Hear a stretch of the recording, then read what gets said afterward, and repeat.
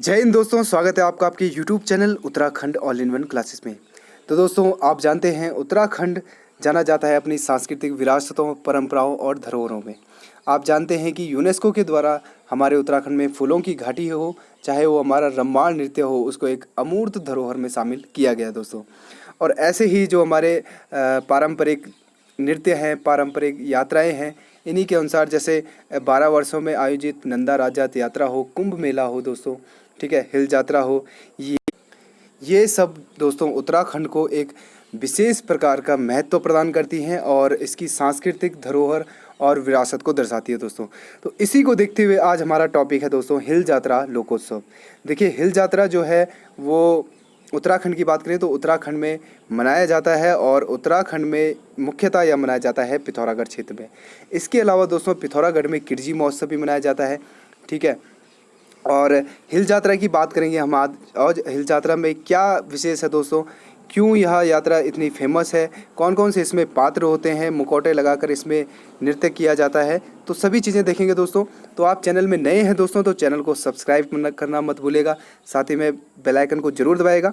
अगर आप उत्तराखंड में किसी भी एग्ज़ाम की तैयारी करें दोस्तों तो आप चैनल को सब्सक्राइब करना मत भूलिएगा दोस्तों। तो चलिए दोस्तों, बिना किसी देरी के शुरू करते हैं।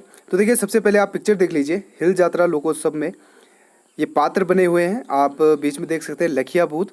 और देखिए लखिया भूत जो क्वेश्चन बन चुका है देखिए यूके ट्रिपल एससी में कि हिल यात्रा का सबसे मेन पात्र या मुख्य पात्र कौन होता है दोस्तों, तो इसका मुख्य पात्र होता है दोस्तों लखिया भूत। इसके अलावा हिरन चितल भी पूछा गया है, तो हिरन चितल भी हिल यात्रा से ही संबंधित है।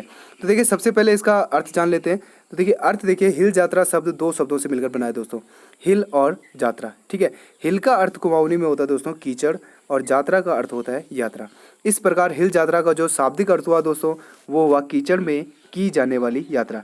हिल शब्द अपार जनसमूह के रूप में भी प्रयुक्त होता है और कीचड़ में यानी जब बरसात के दिनों में कुमाऊं के पिथौरागढ़ जनपद के कुमौर गांव में यह लोक नाट्य आयोजित होता है। तो देखिए मैंने आपको बताया ये मुख्यतः जो है पिथौरागढ़ यानी कि सौर घाटी में आयोजित किया जाता है दोस्तों।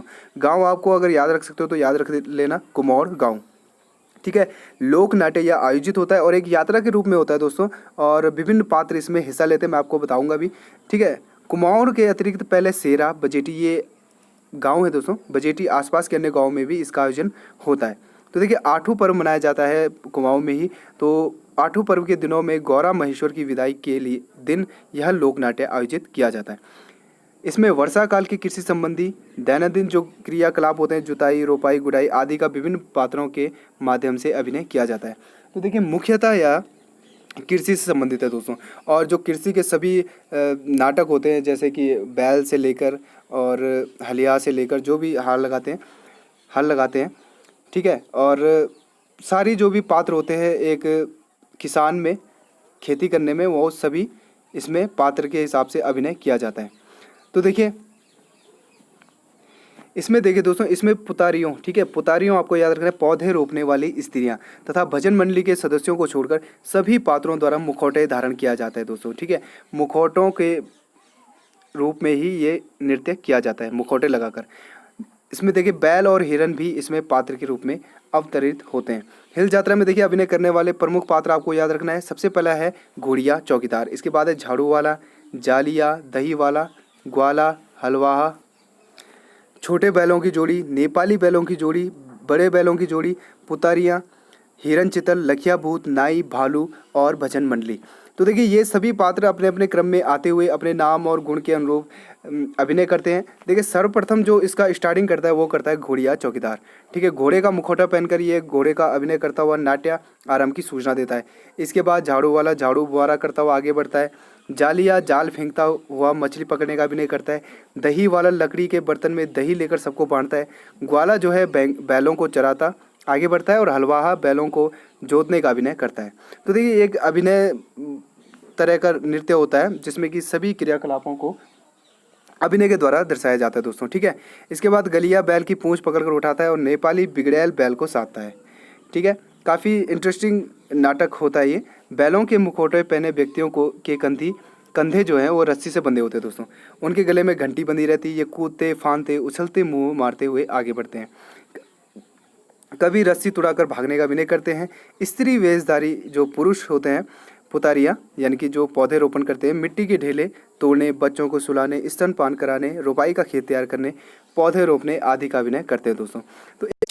तो दोस्तों एक प्रकार से कहा जा सकता है कि जो ये वर्षा ऋतु होती है और कृषि के लिए देखिए वर्षा काफ़ी इंपॉर्टेंट है, तो वर्षा ऋतु का आगमन के लिए इस प्रकार का अभिनय इनके द्वारा किया जाता है दोस्तों। काफ़ी हर्षोल्लास का इनके द्वारा जो अभिनय होता है वो किया जाता है।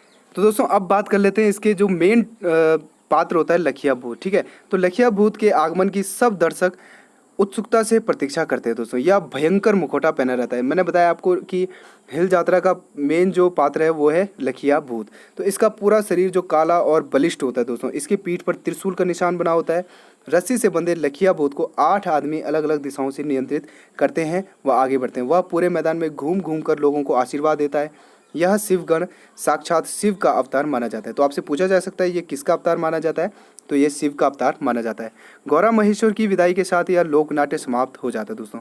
तो अंतिम जो इसको समाप्त करता है वो गौरा महेश्वर की विदाई के साथ यह लोक नाट्य समाप्त हो जाता है और लखिया भूत जो पात्र होता है उसके बाद यह समाप्त कर दिया जाता है।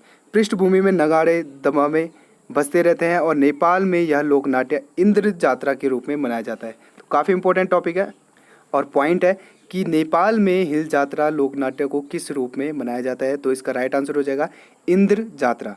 यह लोक नाट्य 11 सदी से प्रारंभ हुआ माना जाता है, जो तद्युगीन कृषि उत्सव की याद ताज़ा करता है दोस्तों।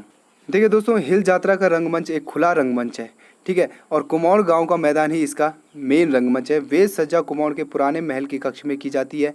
वहीं से विभिन्न पात्र मुखौटे पहनकर आते हैं। लगभग 25 से 30 पात्रों के घूमने फिरने के स्थान को छोड़कर गोल घेरे में स्वयमेव दर्शक दीर्घा भी निर्मित हो जाती। घरों की छतें दर्शक दीर्घाएं बन जाती हैं। अब यह लोकनाट्य अत्याधुनिक साज सज्जा के साथ आकर्षक ढंग से आयोजित किया जाता है दोस्तों, और इसे देखने लगभग 50,000 से अधिक दर्शक उमड़ पड़ते हैं। इसने अब पिथौरागढ़ ही नहीं उत्तराखंड के प्रमुख लोक नाट्य का रूप भी धारण कर लिया है दोस्तों, और परीक्षा की दृष्टि से तो काफ़ी इंपॉर्टेंट है दोस्तों ये। देखिए दोस्तों वीडियो को अंत तक देखिएगा, काफ़ी इंपॉर्टेंट टॉपिक आपको अभी भी मिलने वाले हैं, ठीक है, तो वीडियो में अंत तक बने रहिए। अब दोस्तों थोड़ा इस हिल यात्रा का इतिहास जान लेते हैं कि क्या जनश्रुति है या क्या इतिहास है इसका। तो इन संदर्भ में दोस्तों एक जनश्रुति भी प्रचलित है, जिसके अनुसार एक बार जब ये मेहरबंधु इंद्र यात्रा जो कि नेपाल में इसका एक रूप है कि उत्सव के अवसर पर नेपाल गए हुए थे, तो वहाँ पर उस समय बलि के लिए नियत भैंसे के संबंध में जो एक कठिन समस्या उपस्थित हो गई थी, यह है कि उस भैंस के सींग पीछे गर्दन तक लंबे होने के कारण उसकी गर्दन को खुंखरी के एक आगाज से काटना असंभव हो गया था दोस्तों। तो देखिए नेपाल में इंद्र यात्रा थी, तो यहाँ पे बलि देने की प्रथा थी और भैंस की बलि देनी थी, लेकिन उसके सींग इतने लंबे थे कि खुंखरी से एक बार में उसकी गर्दन काटना आसान नहीं था दोस्तों। तो देखिए ये कारण लोग असमंजस में हो गए और राजा भी स्वयं बड़े परेशान हो गए, क्योंकि राजा के द्वारा ही इसे काटा जाना था दोस्तों। तो राजा को इस असमंजस की स्थिति में देखकर मेहरबंदों ने कहा यदि उन्हें अनुमति दी जाए तो वे इसे एक झटके में ही काट कर अलग कर सकते हैं। इस पर राजा की अनुमति मिलने पर एक मेहर भाई ने भैंसे के समक्ष एक ऊंचे स्थान पर चढ़कर उसे हरी घास दिखाई और उसे खाने के लिए उसने ज्यों ही गर्दन ऊपर को उठाई त्यों ही एक भाई ने नीचे से पूरे जोर के साथ खुंखरी से आघात करके उसकी गर्दन को उड़ा दिया दोस्तों। तो प्रसन्न होकर जब राजा ने उससे पुरस्कार मांगने को कहा, तो उन्होंने कहा कि हमें अपने क्षेत्र में इस उत्सव को मनाने की स्वीकृति की जाए दोस्तों।